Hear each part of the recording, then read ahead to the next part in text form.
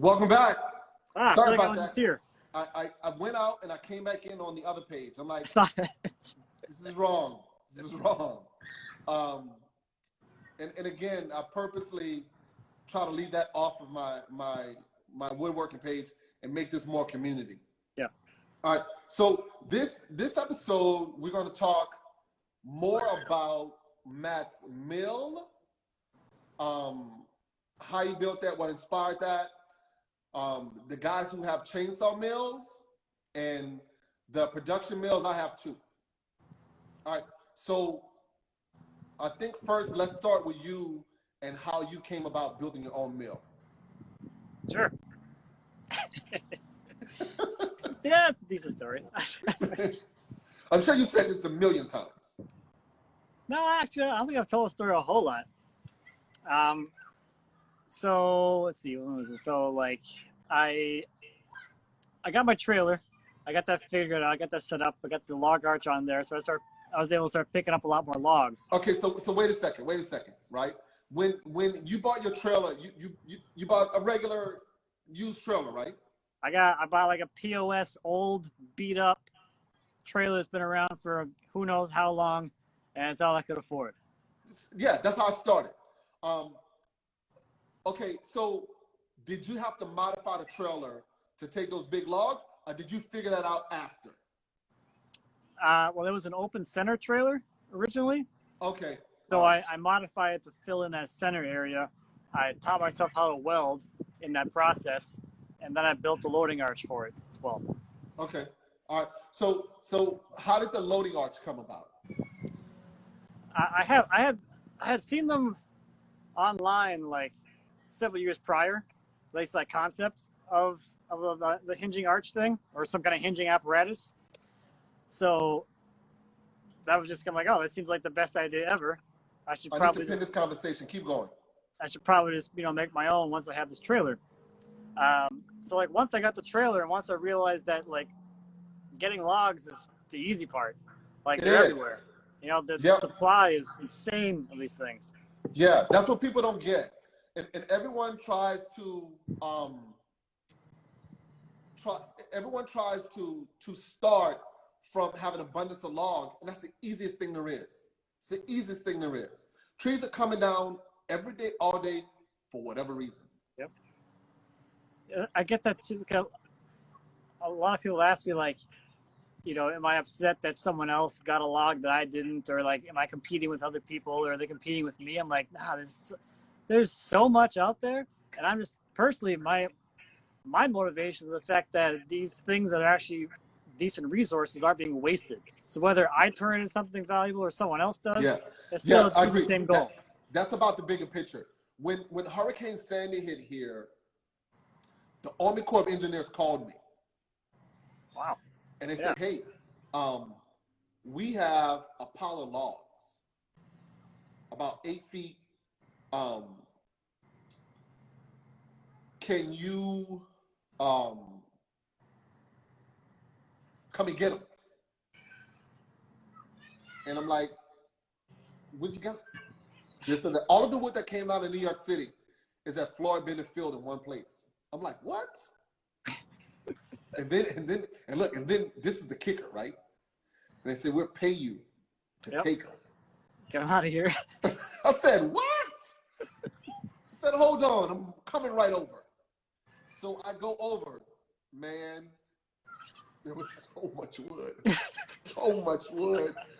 It was the old World War II landing strip for the fighter jets. And the stuff had to be 4 or 5 football fields, and it was like 10 feet high. Yeah. So I go in, and the stuff is already marked. And all I'm thinking is, who the hell beat me here? That's all I can think. Because whoever marked it wanted those logs.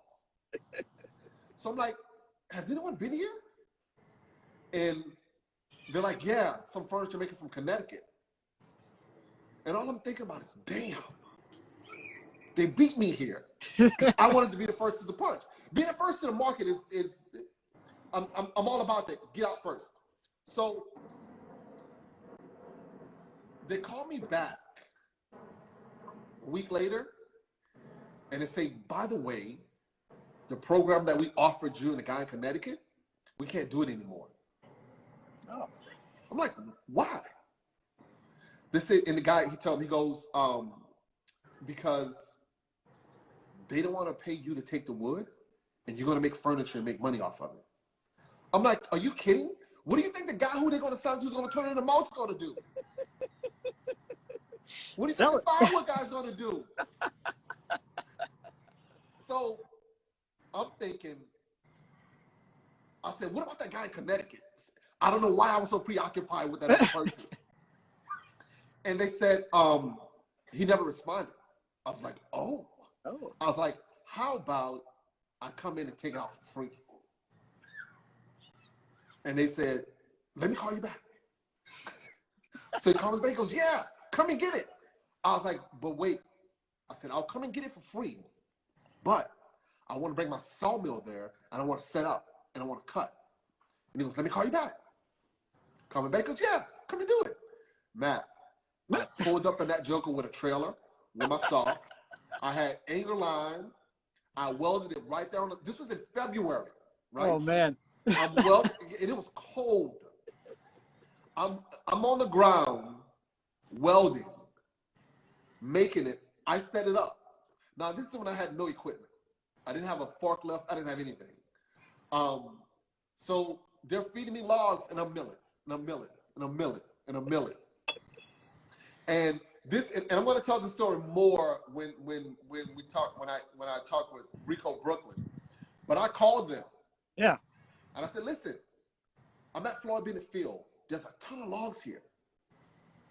I said, I can get you as many logs as you want, but if there's any press, I want it. I want it. And they're like, no. And they're like, you don't want the wood? They're like, no. It's like, okay, bye. So 3 months, 4 months, 6 months down the line, they advertise and they got Hurricane Sandy wood. Boy. So I'm gonna leave that there. We're cool now. I'm gonna leave that there. I'm not gonna talk about them anymore. That's a whole nother, I'm gonna save that for them. So Matt, I was there cutting wood all day, every day. Yeah, for how long? Let's hear it. 3 months. And let me tell you, I was posting from there. That was my office, my location, because before I was driving the logs 100 miles upstate. Oh, wow. Yeah. 100 miles with the log, 100 miles back empty with an empty trailer rattling. And you know how that is. Yep. And I'm like, I can move my operation to the city. So I got everything I'm setting up. Man, I was there for so long, they had to ask me to leave. You've been here for a while.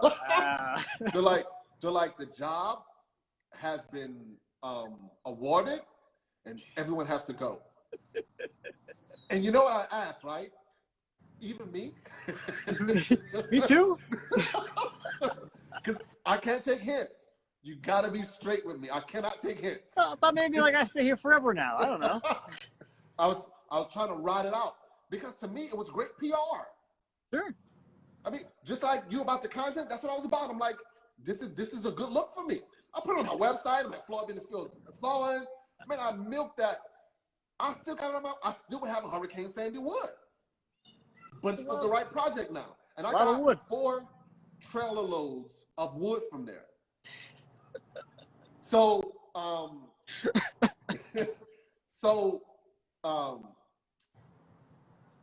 your sawmill. Sorry about that. No, that's good. We're talking about the wood. So you're getting more wood, and you're looking into a sawmill. Okay, when you first got the wood, how were you cutting it? Chainsaw mill. That's right. Yeah. Let me tell you, we talked about that, dude. You can have that. That is nothing but work. It's nothing but work. That's what I liked about it. Like when I first got into chainsaw milling, I still had my prior job, so it was nice to be able to get off my butt at the end of the day because I'm sitting at my desk all day, go outside, turn on a chainsaw, and just run at full throttle for 15 minutes and just feel alive. 15 minutes. Not to make like, one cut. And I make one cut and I go in, have dinner. Yeah, because that's a workout. It's also like dark by then usually, but yes. Right. I made like one, maybe like 1.5 or 2 cuts, because that's as long as the chain would last before I have to sharpen it. Yes. And then I was like, okay, I'm gonna go and have dinner, and then after dinner, before I go to bed, I'll sharpen the chain, I'll put the saw back together, and tomorrow I'll get after work again. Okay, Matt, I want us to talk about something. Western Michael Woodworking said, what were the species? Okay, now this is a good question that he asked. When they called me, they gave me a list of host species of wood that I could not take because of the beetles. Sure. Maple, ash, elm, sycamore,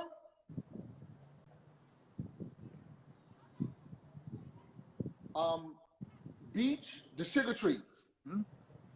And the state of New York and the U.S. government spent so much money watching that pile of wood because they were so concerned about the beetles spreading. And the only way that wood was going, and I could take non-host species, oaks, walnut, but there was no walnut.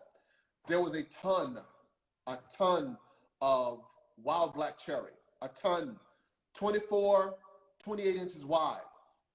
And I remember the guy working for the Department of Ag telling me that I couldn't take it because it was a host species. I know what it is. And I'm like, okay. And I didn't want to fight because I didn't want to get kicked out. I'm like, okay. So an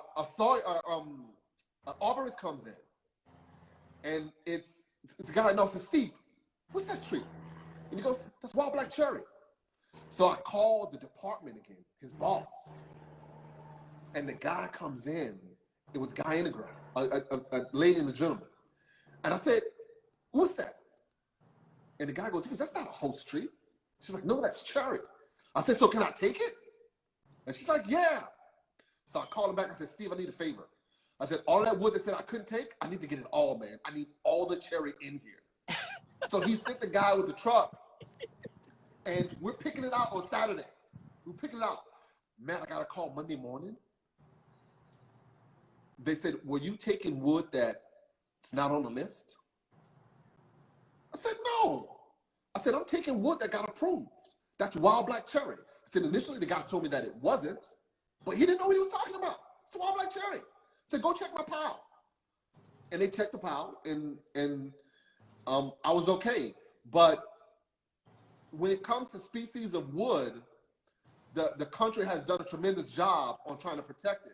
Because if you could imagine no maple syrup, because the maple trees are gone, Wilson sold out because of the ash borer beetle for the ash trees. So species of wood is very important, and some stuff is dying and we won't get it back. All right, so go ahead, I'm sorry. What are we talking about? Your mill. Yeah. All right, talk about, that's why we're here, with your mill. Okay, so I picked up a bunch of big logs because it was so easy. I found with the on chainsaw Craigslist. mill. Yeah, so I found a big pile of like logs that were cleared for a street project that someone in that area had like talked to the city and said like, we can't be throwing away these trees. We have to do something with them. The city's like, fine, we'll give them to you. We'll put them in a pile in front of your shop. And then they sat there. And the city comes back and says, now it's an eyesore. So you haven't done anything with them. You got to get rid of them. So they go on Craigslist. As free firewood or whatever. And I get there, I'm like, this is some big logs here. These are some big old logs.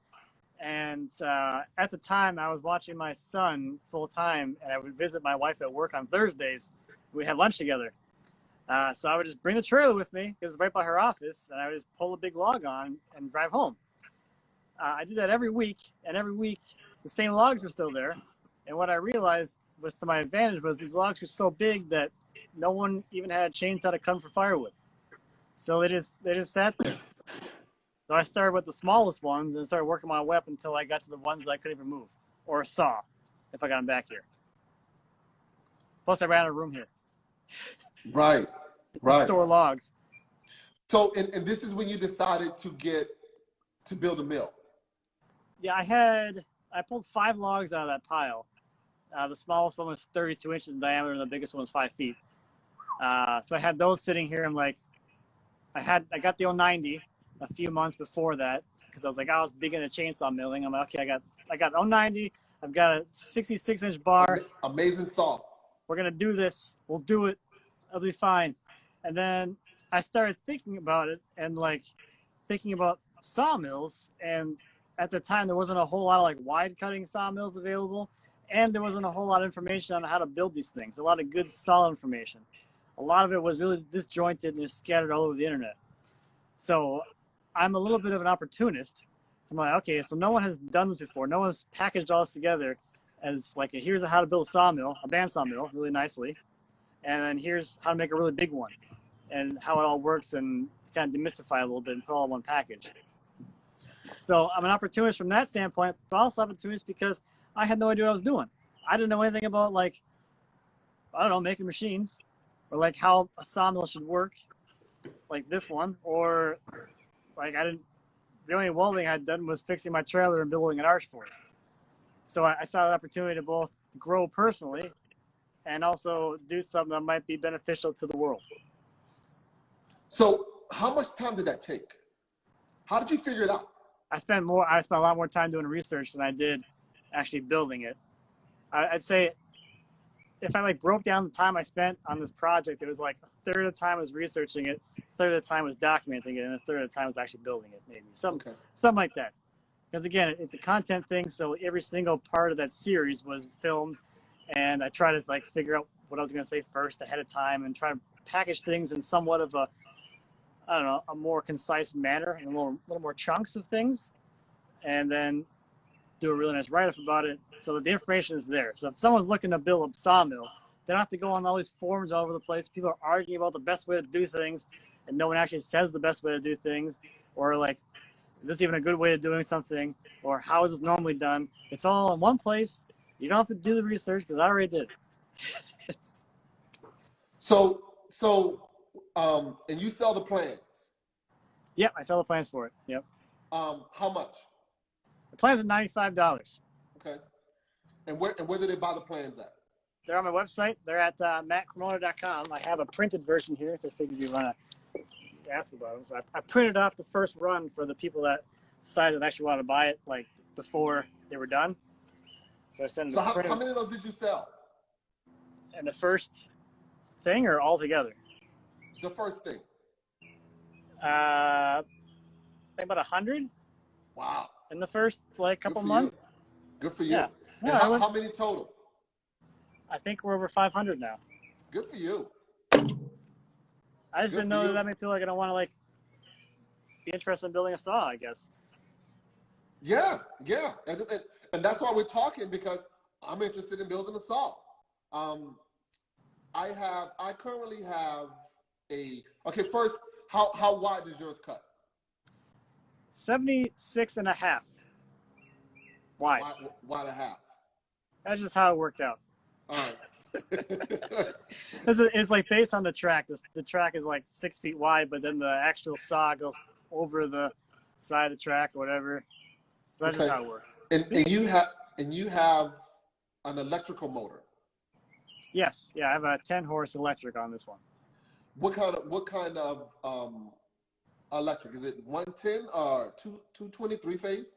It's the motor itself is 220 3-phase, and I'm feeding it 220 single-phase through a VFD. Okay, all right. Do you lose any power like that, or it's still good? There's no power loss. Okay. Or minimal, if any. All right, and you've put diesel gas engine on one of these, right? Someone, Chase, out in Washington, I think, or Oregon, out Pacific Northwest. He's got it with as a gas engine on that. Yeah. One. Okay.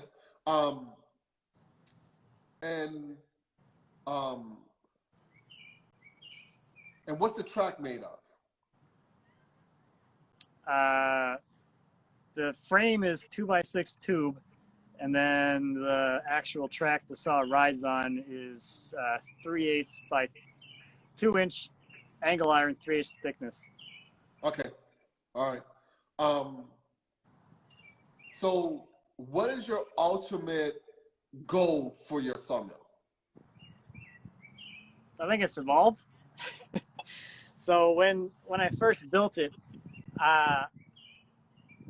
like the personal goal for me was to be able to have a sawmill at my disposal. And when I went to look at like what I could do as far as having one, I'm like, there is, based on how much I saw and where I'm at, there's no way I could ever justify spending the money on like a commercially made saw. At the time, the only saws that would cut that wide or anywhere near that wide were the Hudson Oscar 60 and the WM 1000. Okay, now slow it down. Let's slow it down. Hit me. How much are they? The Oscar 60 was 43,000, Yep. I think, and the WM was like 65 grand or something with no track. I think that's what it was. Yeah. No track. I'm like, I'm a guy. I gotta cut a few logs here. I just love cutting wood.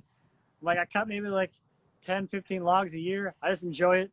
Like I can't justify that. No, listen. I have a business, and I agree with you. I don't want to justify that because in my head I'm thinking I can make this because I'm looking at the mill that I use every day. Mm-hmm. It's manual push. There's nothing to it, and I got 15 grand in it. I've used it. I've got my money out of it. Yeah. But I want to go bigger, right? And as you said, instead of me trying to invent the wheel or semi-copy the one I have that I think that is just okay, you've done the work already. So I refer to you to build my mill, and I just want to make it a little bigger. Yeah. And we would be able to do that. Yeah. I mean, you make it as big as you want, I guess. I make no claim that it will scale up and still perform as well as it does, but I mean, what you're talking about is not much bigger. Yeah, I want to get to like 84. 7 feet. There you go. Yeah. So with your plans, 7 feet should be good.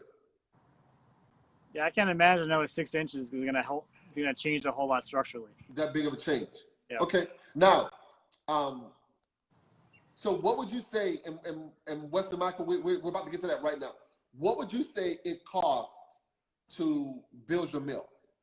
Sure. If you make it all out of everything's brand new, off the shelf, everything's never been touched before, you're looking about 15,000 in materials. I built mine for 8,500. How? You know, you scrounge up some stuff. You made it work. Yes. Yes. You're right. No, and you answered that question correctly. Off the shelf and making it work. Okay. Yeah. And like one of the biggest issues I had with like the existing, like, here's how to build a bandsaw mill information was it's all based and predicated on some crap they found somewhere at a junkyard. I'm like, as someone who's like, I don't really know like what exactly I'm looking at here, you can't tell me like, oh, maybe you'll find something like this, maybe you'll figure something else out. I'm like, I know exactly what the heck it is, so I can go buy it in the store. Right, because if you don't know, there's no way you're gonna be able to go in the junkyard and differentiate what to and not to use. Yes. Got a couple questions here. And with cost too, like if you're making it yourself, like you can vary it, and then you can spend more money than that and make an even heavier duty saw, or you can come back a little bit. It's like you're in control of that slider. Right. Yeah. You can elevate it or bring it down. Yeah.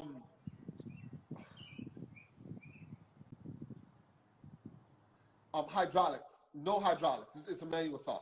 But a lot of the big mills none of the big mills are hydraulic. No, and you know, when I still will add the hydraulic log handling to mine. I haven't made it a priority though, because what I found out is for big stuff, you don't really necessarily need it a whole lot. And the more important thing is, I just want to cut wood. Like, I just, right. I don't. Let me tell you, right? I have two mills. The Hudson 52 cost me $15K, and it's manual. Mm-hmm. The LT40Y cost me $40K, and it's hydraulic. I spent so much damn time flipping those buttons with that hydraulic. Maybe it's me because I hadn't mastered it yet, but to me, it takes longer. On the manual mill that's on the ground, just flip it. Yeah, I think if it comes down to like, if you're doing production stuff, you're trying to get to a bunch of small logs quickly, the hydraulics are like no brainer. But if you're making slabs, you're just cutting that log. I mean, you're not moving it around a whole lot. Exactly. You got to turn a cant repeatedly, trying to saw the best face on grade. Right. Just saw it straight through. Mm-hmm. So, okay, when you got your 090, where'd you get that from? eBay. $2,000? $800. Wow. Wow. Wow. Man. And it worked. Yeah, it worked. How long ago was this? That was 2016. I think. Yeah, 2016. 2016? Yeah. Man, I've been in the 090s for about 15 years. And I may have gotten one for $700. Yeah. Everything else was $1,500, $1,800, $2,200. Yeah, they're not cheap saws. They're not. They're not. And then you got to get a chain. You got to get a bar. So you looking at $3,000 to $5,000 for a real chainsaw mill. And Yeah. then you have to build a mill to set the chainsaw in. Yes. Yeah. Yes. Yeah. It's not. I mean, a real chainsaw mill setup is not small money. Exactly. Yeah, that's what I'm saying. And if you have a real chainsaw mill and you cutting big stuff, your mill is not that far off when you compare the time and the effort that you put into it. Yeah. Yeah, right. G-Viz, you're right. You're halfway to the bandsaw mill with a real chainsaw mill. And you're a long way away in work. A long way. Do you have a metal detector that you like? I don't use one. I don't know what you do. The one they use in the club. You know what? Let me go get it. Give me 2 seconds. I swear to God. I'll be right back.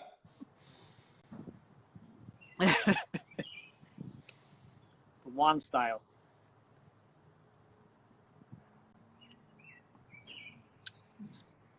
What's going on, guys?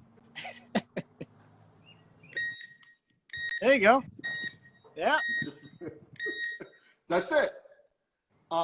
We get a lot of wood from buildings in the city and even logs. Mm-hmm. You see a black mark, you take the thing and you wave the wand, and that's it.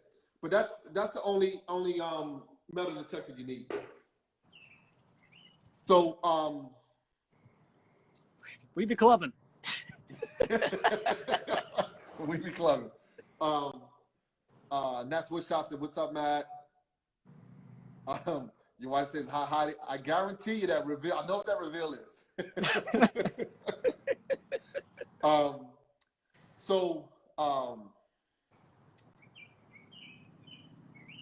Okay, we're talking about your mill, right? So if someone, how does it work when someone wants your mill? They order your plans. Do you provide tech support? Does that come with the $90, or is that extra? I saw one time you flew down. I'm sure that has to be paid for by the person who's having you there. Take me through give me your spiel. How does that work? Yeah, I mean, I try to, like we talked about last time, I try to answer as many questions as I can every day. But there's a lot of people that buy the plans, they're interested in it, but they may not be ready to build it. Maybe they're just interested in general. I don't tend to get a whole lot of questions on it. And like the people that are actually like to that point, I'm happy to answer as many questions as they might have about it. But I like to think that I've done a decent job of laying out the information where they don't necessarily have a whole lot of questions. So there's that. I like going there in person is a little bit of like a case by case basis kind of thing. When I went to help April, she's a friend of mine, so I already had a pre-existing relationship with her. So that was a easy and fun trip for me to go on. It was a really great opportunity for me to mostly prove the plans, because at that point, no one had ever built a sawmill based on the plans. The plans were made after I built mine. So that was my investment in the plans themselves to make sure it worked. It actually worked. And it was the most stressful week of my life. Why? So I'm looking at this pile of parts. I know how much all these things cost. They're sitting there. And like, at the end of the week, this thing better be a sawmill. And it better be, that blade better be spinning, and that log better be getting cut. There's a lot of money here. Right. Dutch Hardwood, do you both sharpen the blade by yourself or send the blades to Sharpen Company? You go ahead first. I'm lazy, and I have never sharpened any of my blades. Okay. I buy new ones. All right. I sharpen all.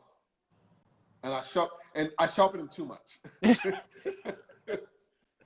How difficult was the welding on your sawmill? I mean, for me, it was my second welding project, and it wasn't terrible.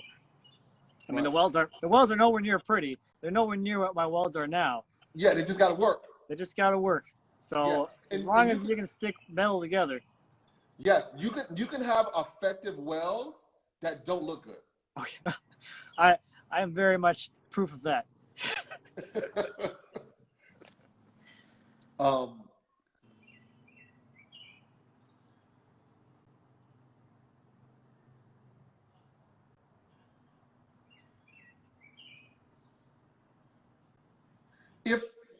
If there's anything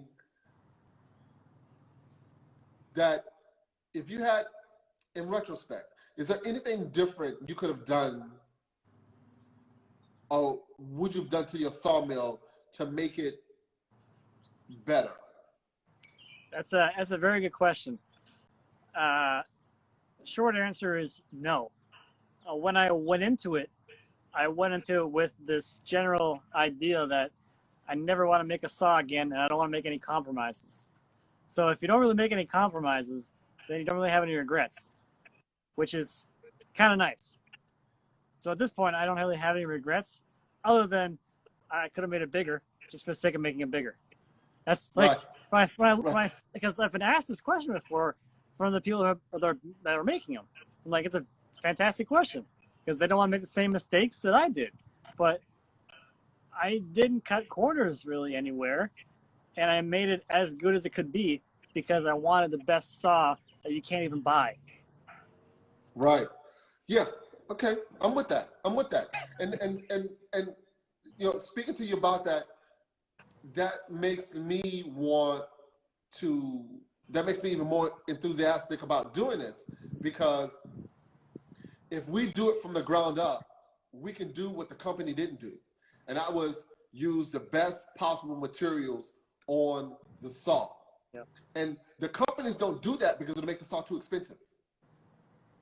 Yeah. And they want one in everyone's yard.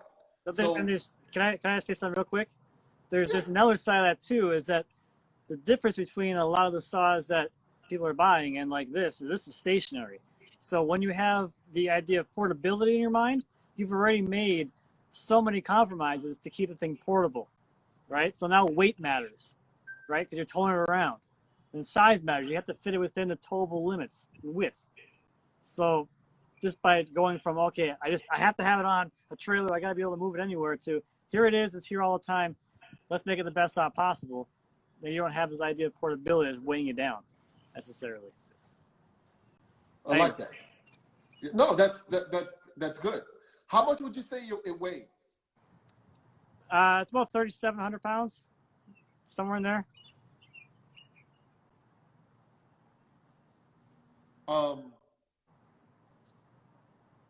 Good to know. You guys, do you use a kiln?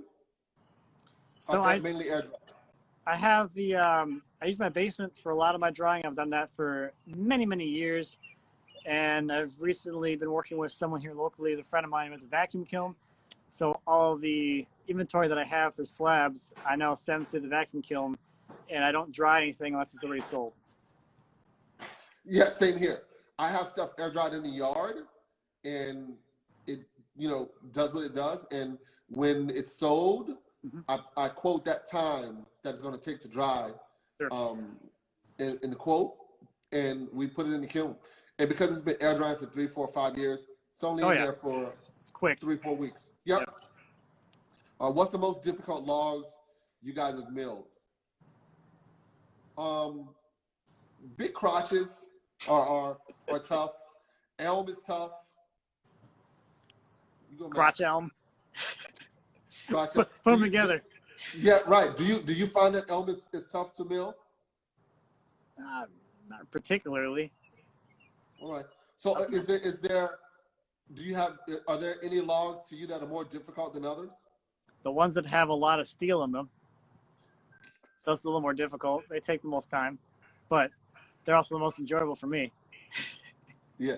Okay, so how do you deal with that?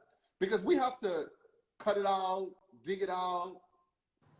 I just got through it. Okay. To me, the wood is far more. The value of the wood far outweighs the value of the blade, by far. Like yes, intrinsically and financially. So what do you do with this like a 1/2 inch, 1 inch bolt in there? I haven't hit anything that big. I've hit like 1/2 inch rebar. I just cut through it. Okay.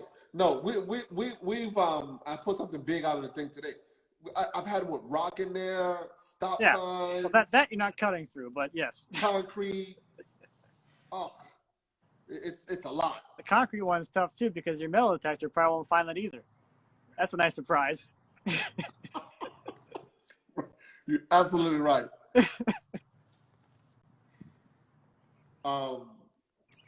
So any more questions on the mill from the audience?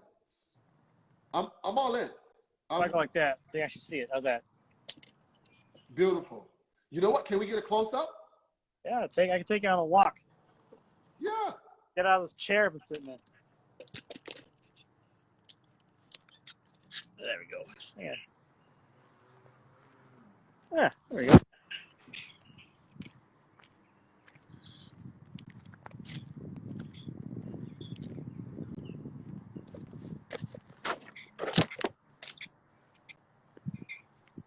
All the interesting bits are on the back. Yeah. I guess. Yeah.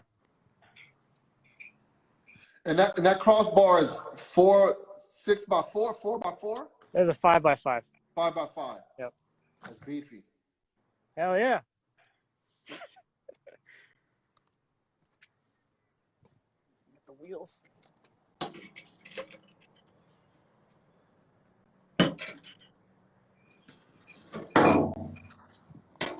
Yeah, there's the little wheelie thing. The spinny bit. Yep.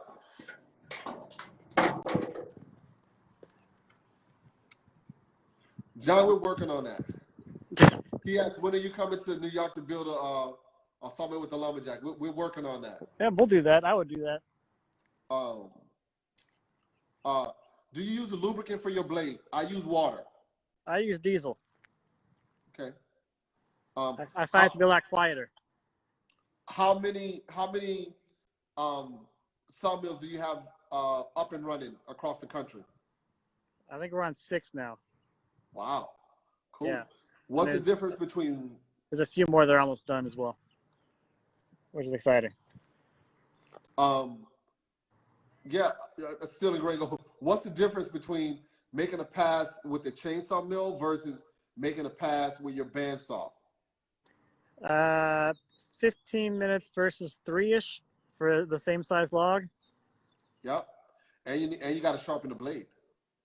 Yeah, you get a lot more cuts out of a band than you do with the chain. Yeah, and all of that waste. Yeah. The Saw Doctor, what's up?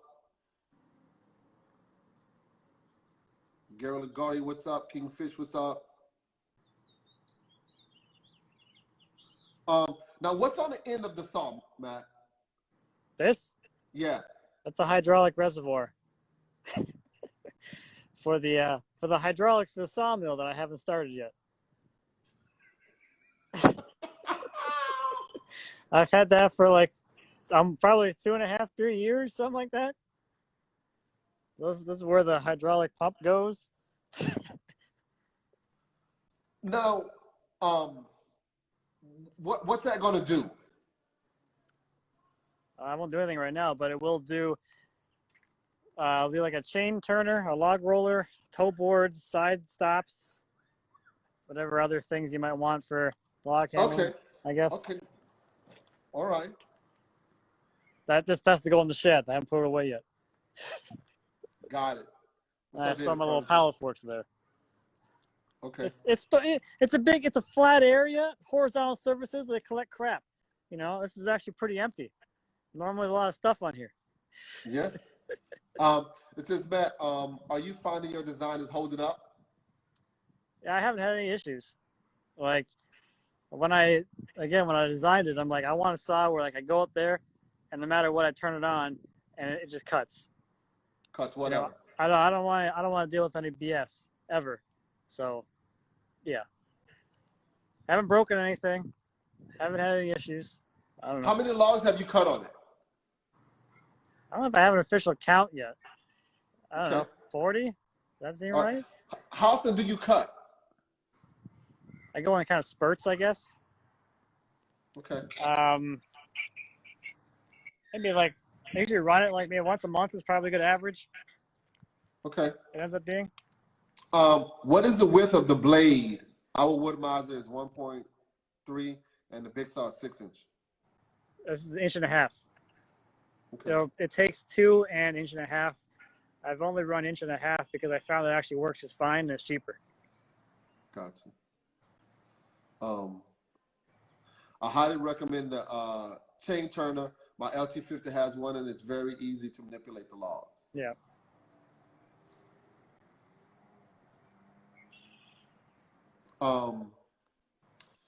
Yeah, I think I'm sold. I'm in. This was a sales call.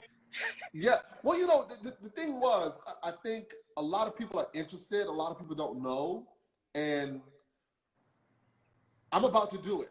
You know, this has been on the back burner for 5 or 6 years, and I have two big chestnut logs, American chestnut logs. Oh, nice. That I want to mill, and I don't want to cut them up. So I want to build a mill so I can cut them at their widest point, which is like 52 inches. That's not that wide. for my 40-inch sawyer. So I want to do it, and I think at the width that your saw can cut at is crazy for the price. I mean, I think that's crazy. The other ones are 50 grand or more. Yep. And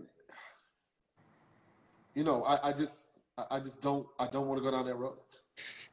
It'll be my third saw. The thing that worries me about those ones is that they feel a little light. Like when I'm out here, I'm like, I don't want to have to worry about like damaging something because I dropped something heavy on it, or I just want to work however I want to work and not worry about my tools. Right. Yeah. My Oscar 52 is a little light duty.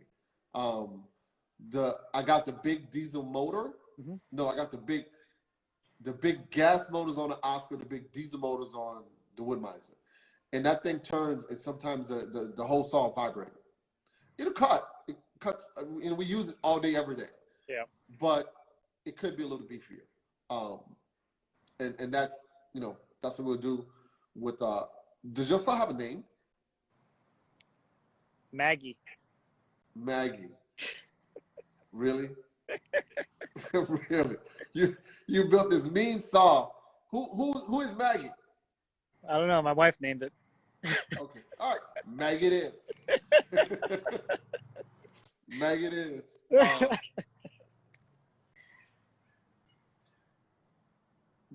Do you miss the chainsaw mill? Hell no. But you can answer that. I just miss how often I got to use a chainsaw, I think.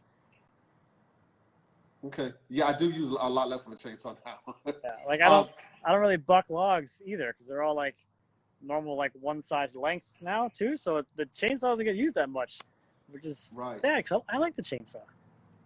Yeah. I like the chainsaw too, but not as a mill. Any idea how many man hours it takes to build a mill? So the man hours thing is wholly dependent on your experience as a fabricator and the type of tooling and things you have at your disposal. I can tell you that when we went and built April saw, there were 4 of us, and we did it in about 4.5, 5 days. So a couple hundred hours if you have multiple people. I don't know. If you're really good at it, you probably did it in 100. It's not that bad. Yeah. What you're doing. Yeah. Okay. I'm thinking, and there was a welder there, right? There was a fabricator there. We had our welder there. Yep. Right. Steel and grain, my sawyer can do 69, not as big as Matt. 69 is big. Are the plans for the mill accurate enough to give a shop to pre-cut the material? Yes. Yeah. So when I had the steel yard cut all the stuff for the bed, so all I have to do is just pull it off the trailer and weld it together. I didn't cut anything for the bed. Ah, okay. Or the carriage, because like, do you really want to be cutting like a 24-foot long piece of 2x6 that weighs 300 pounds accurately? Right. Or just they got stuff there. They can do that easily. Yep. Yeah, give it all to you. Yeah. What do you go to buy the slabs you cut up? You don't buy slabs, you make slabs. So Wesley Michael, I don't Asking know. about like how to buy them from me or from you? Where do you go to buy the slabs? Like where would they go? I don't know. It says you. Yeah, I don't. I'm sorry, Wesley Michael. Steel and grain. Robert, how wide is your track? So 40. My track is 53 inches. The saw cut's 48. But that's not big enough. Are the blades a standard size, or do you have them custom made? They have to be custom made because the saw is custom made. Yeah, it's custom length, but it's not a big deal. Yeah, it's not a big deal. You just call one of the people, and they tell you. You just give them the final length of the blade, and they make it and send it to you. Yeah, just like every other. It's all on a spool, and they just cut it to whatever length you want, and they weld it together, and there you go. Yeah. Has your success finding good trees been highly independent on where you live? Yeah, I guess. We have a ton. Yeah, that's trees grow here, so it's not the So desert. he said the slabs you sell, Matt. So what? My slabs, call me on the website. Where does he buy your slabs from? So I kind of handle it on a case-by-case basis. So if someone's watching the videos and me cutting them and they want one of the slabs, they can reach out and they can buy that one, and I can have it ready for them in a month or so. Yeah. Kind of how I handle it. Right. No, steel and grain. I'm gonna keep the 48 mil and just make a bigger one. And use the bigger one to do bigger stuff.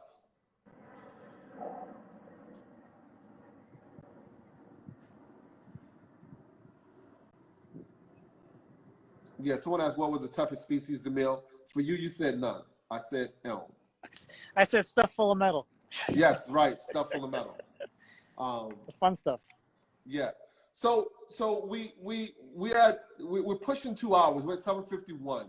So I'm gonna let you get back to your wonderful family. Yeah. And if there's anyone, with couple more minutes. But Matt's been very kind. This has been 2 hours. Quick. And it's been a good 2 hours, and people are interested, which is the best thing. Yeah. Friday we have Knothead, who's a character. And Friday night we have Jay Rustin, who's an amazing furniture maker. And he was actually in New York and moved out to California. So that's going to be an interesting conversation. So yeah, so I think we're good, brother. All right. Thanks again. Much appreciated. Thank you all for tuning in. Thank you for having me. It was fun. All right, my brother. Have a good. Oh, I got a question for you. If you could have a conversation with someone, who would it be out there in the internet world?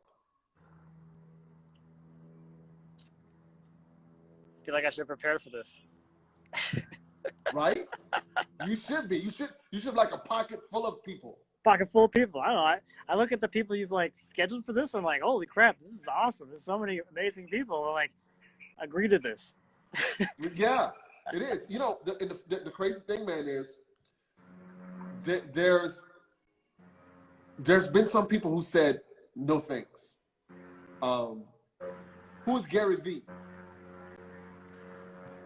He's an entrepreneur and a wine enthusiast and a wine expert, I guess. Yeah. All right, that was your wife. Now let me tell you, my dream for this is for other people to come on and interview. Gary Vee. Just yell at me.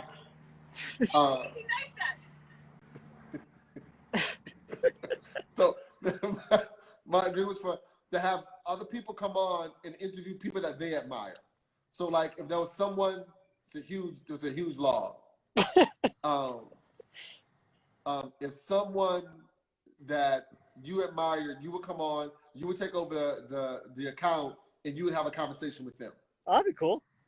Yeah, so if there's anybody you want to talk to. That's a lot of pressure.